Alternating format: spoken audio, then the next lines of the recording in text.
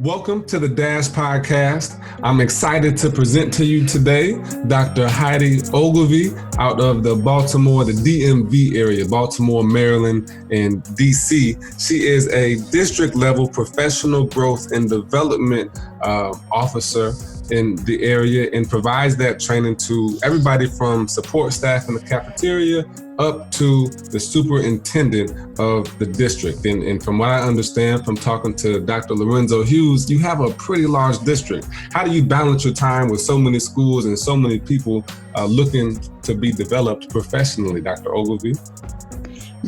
Good morning, Trey. Thank you so much for having me on your podcast. I'm honored to have a conversation with you about our sector. Great question. I think the priority, we're able to prioritize by way of looking at our data. We really try to focus on our high needs areas, and we also align our target services to our strategic plan. We have a newly developed and implemented strategic plan that focuses on 3 key areas. The first one is All Means All. The second one is Ready, Set, Launch. And the third one is Sound Stewardship. So going back to this notion of all means all, that means everything. We try to make sure that we are including everybody who is employed in our school district and everybody who interfaces with our young people. We want to make sure that they have access to opportunities to grow and develop as we strive to provide all of our students with a world-class education. So that means everybody.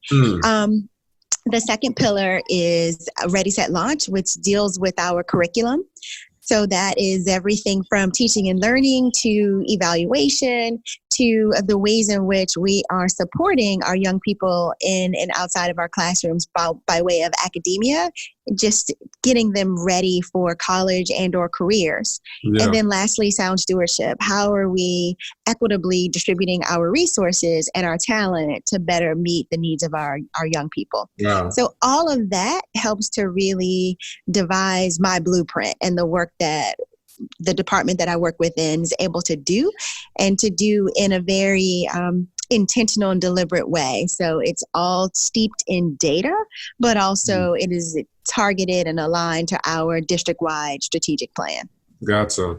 You said that's a new plan. Is that something that your district does consistently with the strategic plans, or is this the first time that you guys have had one?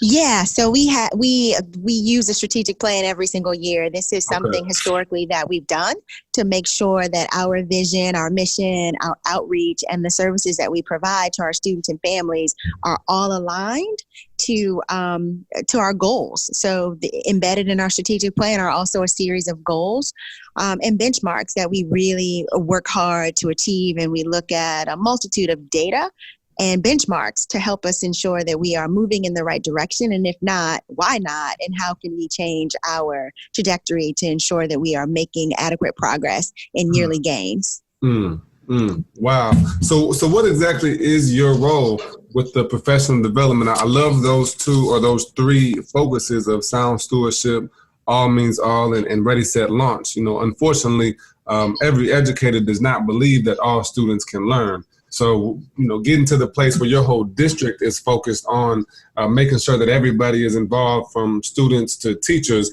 that's a very powerful piece of information. So what exactly is your role in this strategic plan and in professional development?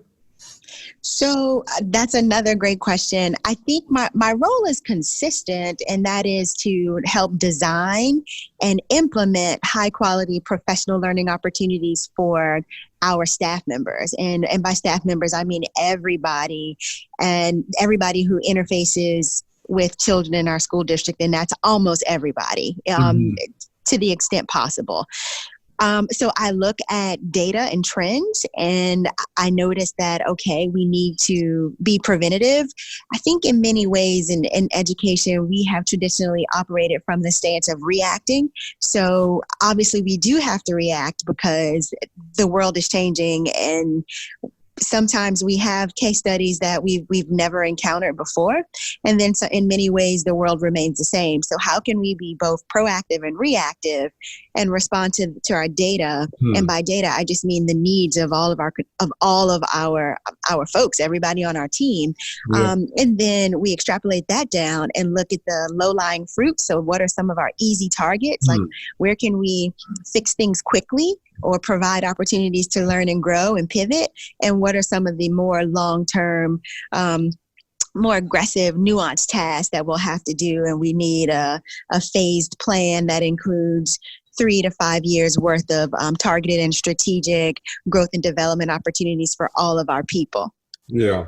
Yeah. So in talking about low-hanging fruit, I'm a firm believer in keeping students in class. When a student is not in class, everybody loses. The student isn't learning, the teacher's not teaching, and your administrators become babysitters. What are some of those low-hanging fruits that you see as a trend in your district or in different schools that you've been at that you can nip in the butt and really improve your school from a behavior standpoint? Wow. Yeah. Behavior, discipline, classroom management, all of those things are always hot button and top of mind for educators. We have students that are coming to schools that are difficult to keep engaged for a multitude of reasons. Sometimes I feel like there's a disconnect between what teachers are exposing young people to and aiming to teach and what's important for students to know and be able to do. So hybridizing what's important for students to know and be able to do with the way in which we can thoughtfully engage young people is a skill, and we have to really keep digging deeply so that we truly understand how we navigate that space. So I guess in many regards, it deals heavily with preparing our teachers with deep pedagogical and content knowledge so that they know how to get at keeping students engaged. And then in many ways is also making sure that they are empathetic to the needs of our students and to their experiences and stories. Many of our students come to school with some stuff in their backpack that we can't ignore. And sometimes the things in their backpack spill out in ways that we're not used to, or in untraditional ways, and that causes us to pause or to shift or to be a bit uncomfortable. And I also think that we can't ignore race in this conversation when we think about the disproportionality of the students that are pushed out of classrooms or not given access to opportunities to grow and become better inside classrooms. So that's a nuanced question, but I guess if I had to pick a couple of things that I would like to target, I think it's just creating a teacher that has a mindset, and not so much a growth mindset. I think growth mindset and mindset are vastly different, but a mindset that is social justice oriented, to understand that all students really deserve access to a high quality education, that all students are capable of learning and achieving at high levels, and that the teachers are the conduits for that. And if you look out at young people and you want to separate them for any reason, then I push you to understand why you want to separate them and how you're showing up, because the way in which we show up, our students understand it, and we expose ourselves, we expose our biases, and all of that impacts who's pushed out of classrooms and who's allowed to stay and for what reasons. Yeah. So let me push on that piece in separating students. What do you mean by separating students? How can a teacher or a school separate students, and for what reasons would that take place? By separate, I just mean like push out of class, kick out of class. You have to leave my classroom now. And I think that answer varies across school districts. Yeah. So there are many behaviors. You have non-compliance, disrespect, physical aggression. Some of the more serious offenses, like the physical aggression, typically require that a student be pulled out of class or sent down to the office, or the school resource officer coming to get the coming to get the student if you're in the secondary level, or the principal or a behavior specialist. We have a multitude of people that support our students for various reasons, but physical aggression tends to get and unsafe behaviors tends to get students, I don't want to say suspended, but moved out of the classroom. So that's what I mean by separated, because you're separated from the instruction that was planned for the student. So those things tend to get students kicked out, pushed out, moved out, or relocated, if you will. Gotcha. I know there's similarly, and I think this is more of a conversation in equity, so I'm not going to get too far off track, but looking at the barriers to entry that people of color or to Black students or Latino students may have in certain classes, that's another level of the separation that I believe we've talked to and I've talked about in another episode. And you've also, you mentioned the bias from teachers, the baggage, the bias, the blind spots for teachers. When you're going into a session, taking this more to a low level grassroots type of area, when you're talking to a school or you're having a district-wide professional development session with teachers or administrators, and you're talking about that baggage and creating an educator or developing an educator that can eliminate that baggage for themselves or that bias for themselves, so they can eliminate it for the student. How does that process work? What kind of data can you use to show teachers the bias, and what kind of strategies can you use to help them eliminate that bias in their classroom? Wow, that's another great question. Eliminating the bias is hard. I think that's a work in progress. I think exposing them to the way in which we are biased and the systems and structure of institutional racism and white privilege and white fragility are ways to start. For me, I always encourage school districts and teachers and school systems, local schools, individual school campuses, to not to wait and just to start now. That's always the first step. We can't turn a blind eye or pretend like this is not an issue. The second thing I like to encourage folks to do is just to develop economy of language. What does this stuff mean, and what are the key terms that we can use to leverage and to deepen our understanding of race, racism, and bias motive behaviors? How does that show up, and are we describing them in the same ways? And one of the other things that I like to do is to show authentic, timely examples. Case in point, I was having a conversation with my husband this morning about race, racism, and things of that sort. And he sent me a link from Aspen Institute just on their registration page. And on their registration page, they have all the categories of race descriptors: African American, Latino, Hispanic. All of those were spelled out in alphabetical order, right? But at the very top of the list was white, and we both white Caucasian, and in that order, white Caucasian. So we both know that white begins with a W and should be further down if we were alphabetizing. So everything in that category was alphabetized with the exception of white, which was the first lever, right? So what does that tell us about institutional racism, power, privilege, and white supremacy?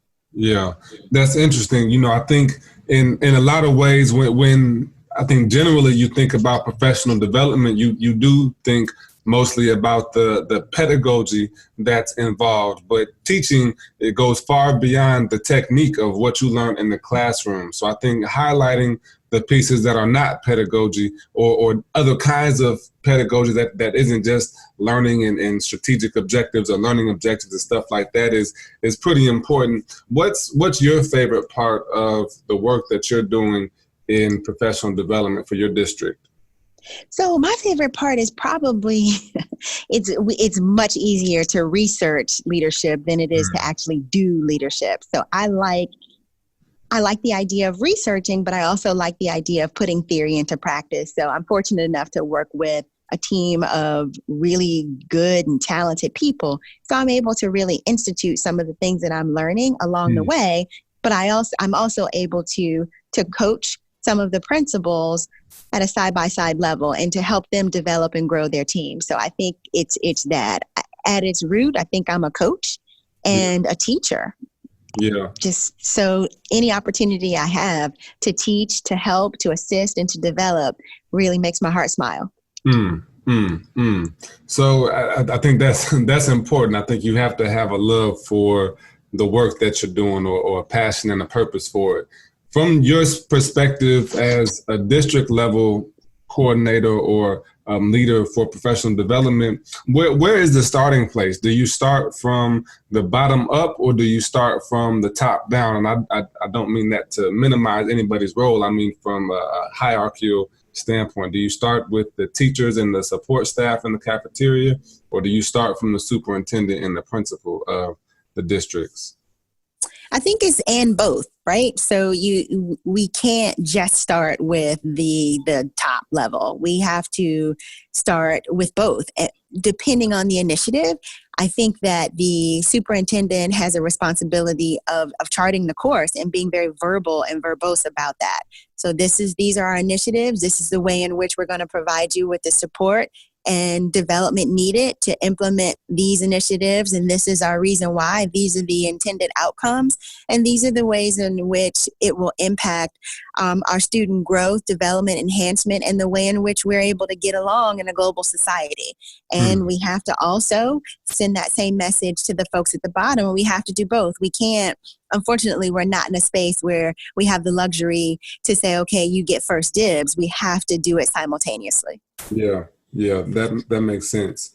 So when you are working with these teachers, you know, a lot of times being in the school, or when you go to professional development situations, you have you've got this great training, you've got this great presentation, but there's not always the tools that I can take back to my school to implement in my classroom. Or say if I go to a district conference or a statewide conference, I have so many resources. I'm so inspired from everything that I've learned. But when I take the travel back home and catch my breath from how tired I end up being for that day, and then going to implement those strategies in the classroom, a lot of times they get lost because I don't necessarily have the resources or the tools I need to implement those high level functions or concepts that I had in the class. What kind of resources and support can you provide during your training sessions and during your development to make sure that it's not lost in translation,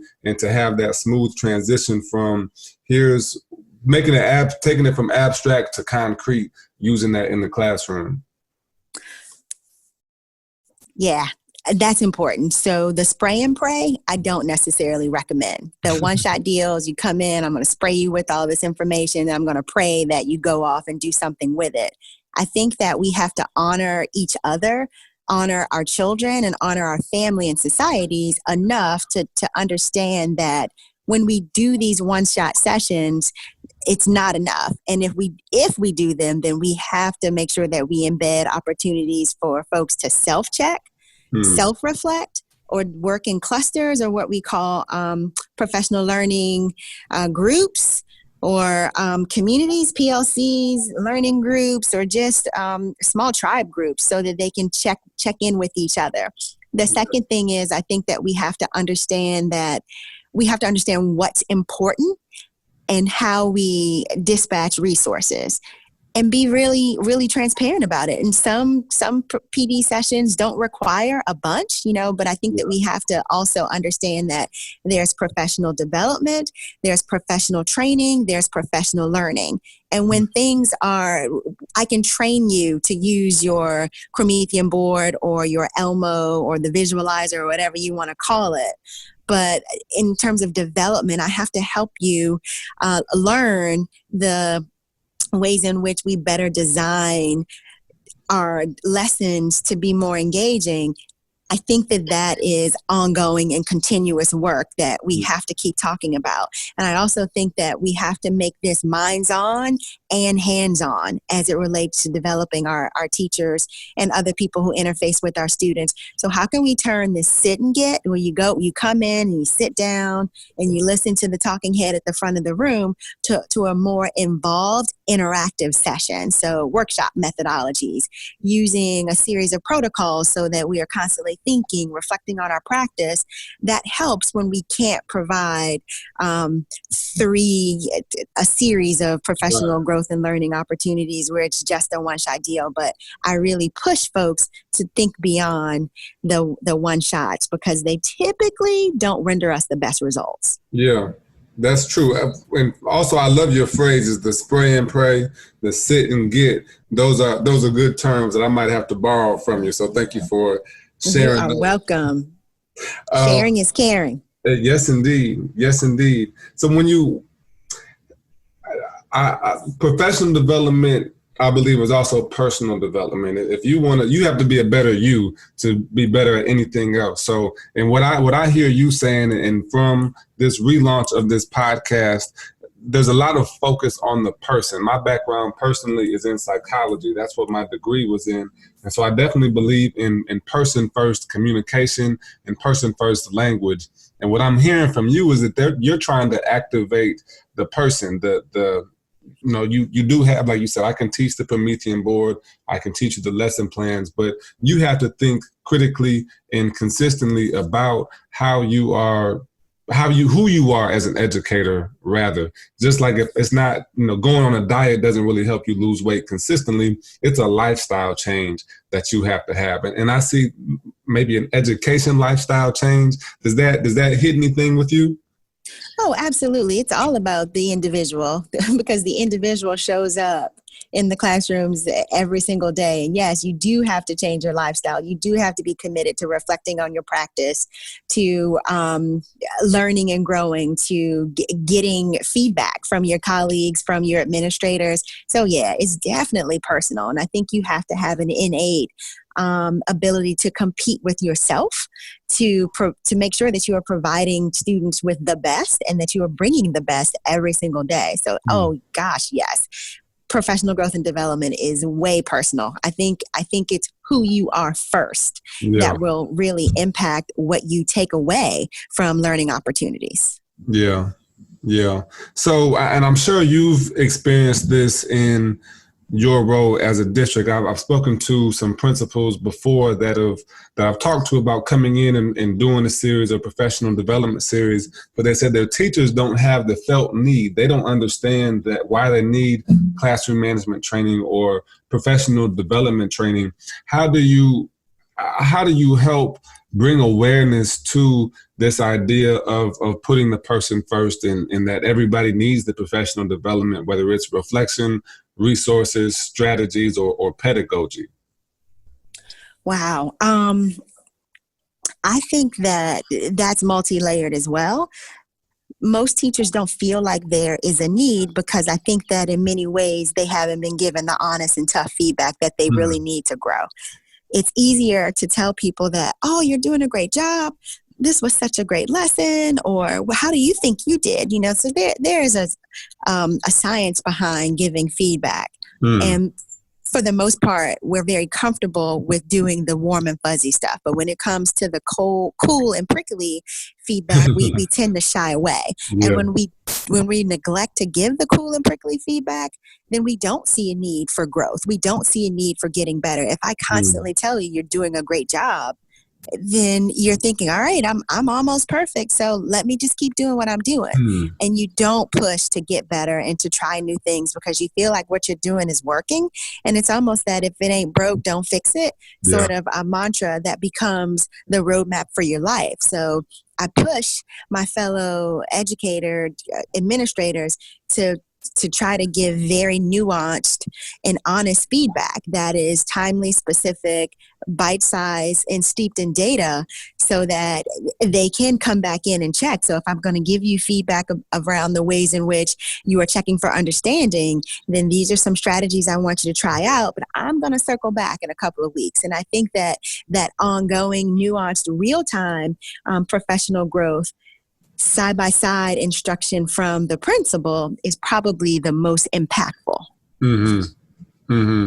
So, and I heard you say three things right there: feedback, strategy, accountability as a process for maintaining or continuous improvement in that professional development. Are there specific pillars that you're following or specific process? Maybe, it may be different from a superintendent, principal, guidance counselor, teacher level, but is there a set of principles for any or all of those groups, or excuse me, a process that you use for that development with your educators? Well, I like to refer to the improvement science information, which is very similar to what we just said. So it's just about like a Baldrige, understanding of what we're trying to improve or impact, understanding the resources available, the theory and pedagogy embedded, the supports necessary, the side-by-side coaching and instruction and processing time to observe it in another way from someone else who may have a better handle on it, and then another observation or another round. The Carnegie Institute really shares great info on improvement science that's sort of sweeping the country. So if you haven't had an opportunity to dig into that, I would definitely encourage all of your listeners to take a peek at what they're asserting works well when we're trying to improve systems and structures and outcomes writ large. Yeah. Okay. That makes sense. I appreciate that so much. So how did you get involved in education? It's not the most glamorous, but it seems to be something that America is finding more important as of late. And in particular, I'd say for Black people and people of color, the importance of education is on the rise. And maybe it's just my continuation and diving into the industry, or maybe it's been there all along. But how did you get into education and find that this work was important for you specifically to do?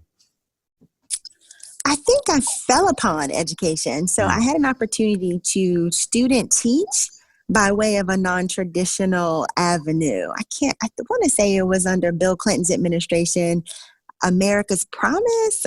That part is a little fuzzy to me.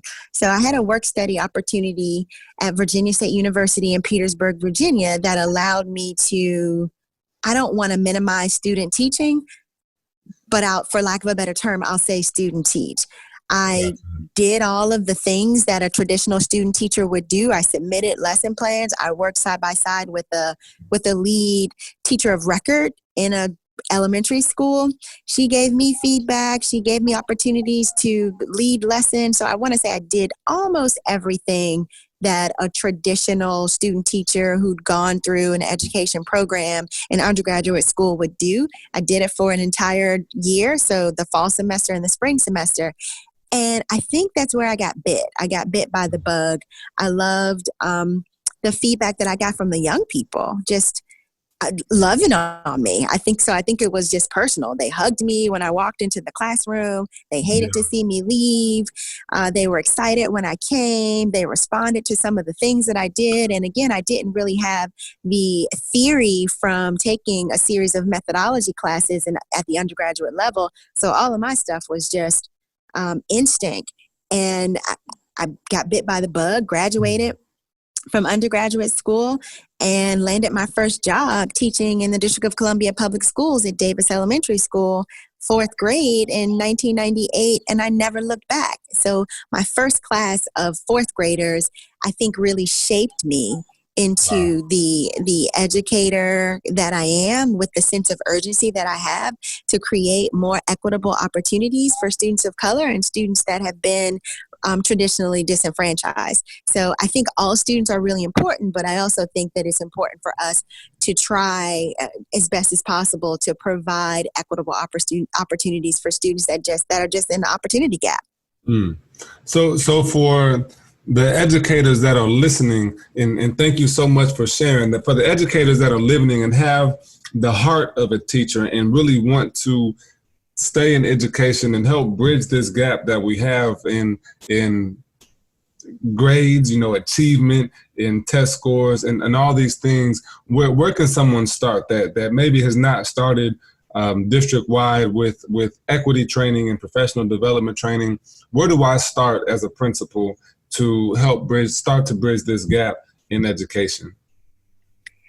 So starting as a principal, I think it's understanding the talents of your teachers and leveraging those as strengths. I think that as educators, we are really inclined to figure out our areas of needs.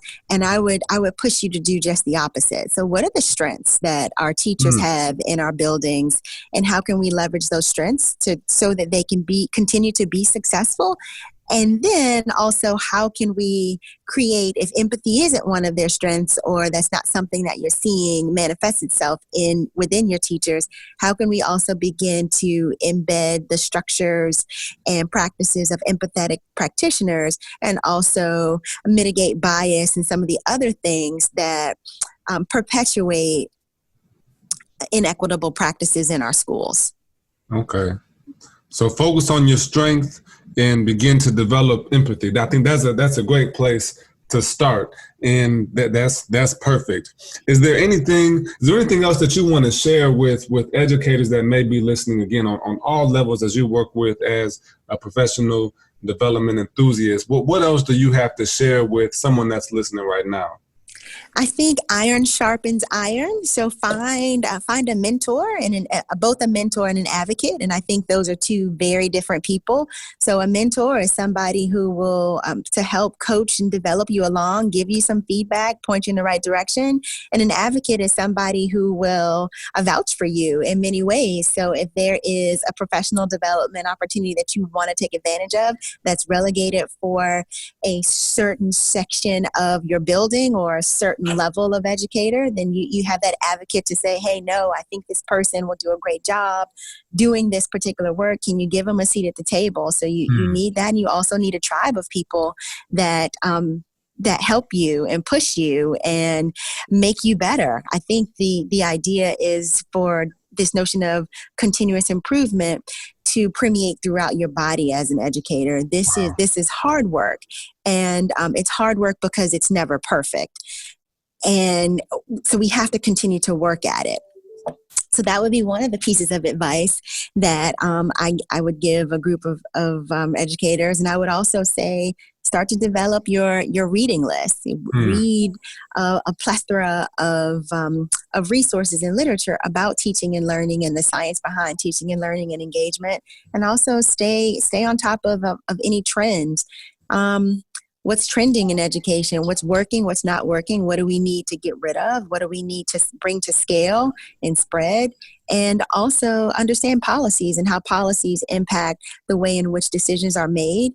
And also research heavily your school district, understand the vision and mission of the strategic plan and how that impacts you and how that impacts community and our larger global societies. So just remain a student of the game, if you will, and stay the course. Yeah, I love that. Student of the game. That's something that I think we teach it all the time, being a student and being a continuous learner, but I think sometimes it can get lost in the shuffle as an educator. We're continuing to learn and grow and develop as well. We have to adapt and change with the platform that we've been given today. So thank you so much for sharing, Dr. Ogilvie. How can someone reach you? If I'm listening right now, how can I find you? Well, I'm on Twitter at DRHPO. So that's at Dr. HPO. Follow me. I'll follow you back. And then you can send me a DM and I will direct message you. You can also shoot me an email, drheidio@gmail.com. Thank you so much. I thank you for sharing, Dr. Ogilvie. That was some very insightful information, a few highlights and takeaways that I've just jotted down as we've been discussing. All means all, ready, set, launch, sound stewardship. Those are all pieces that are important to implement in your way of living as an educator. And I also love the phrases that you use, the spray and pray. That's not what we want. Same with the sit and get. We need to be active and engaging continuously with our educators so that can permeate through our districts, through our schools, and through our students to prepare our students for success in this global economy. For everybody that's listening, I thank you so much for taking that time out. I would love to hear your feedback. So if you enjoyed something that Dr. Ogilvie said, go ahead and reach out to her, or you could reach out to me on Facebook, LinkedIn, my website, TreyGamage.com, and just reach out. Let me know what you think. And if you know another educator who needs to hear this episode, go ahead and share it with them. Well, this is how we bridge the gap in education through challenging, meaningful, significant conversation. I thank you for listening, and we'll hope to see you next time. This is The Dash.